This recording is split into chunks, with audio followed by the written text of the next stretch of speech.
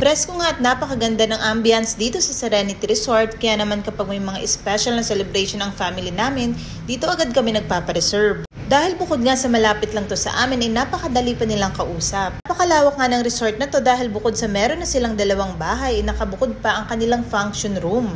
Nga nakareserve ang kanilang function room especially kapag tag-ulan na. Kompleto talaga sila dito kaya naman kahit mag-overnight ka ay makakapagpahinga ka.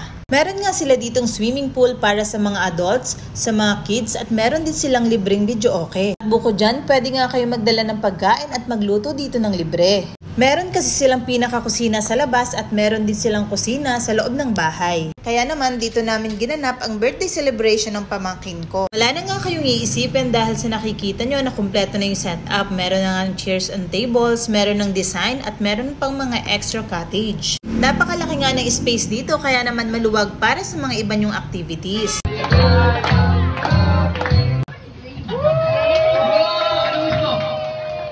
Meron nga din silang refrigerator sa loob ng 2 bahay na yon. Mas maganda nga dito na mag-overnight kayo para mas ma-enjoy nyo at syempre masulit ninyo ang bayad nyo. Kaya naman sa mga taga Santo Tomas dyan, ito na ang perfect place para sa family bonding nyo. Lang naman, bye!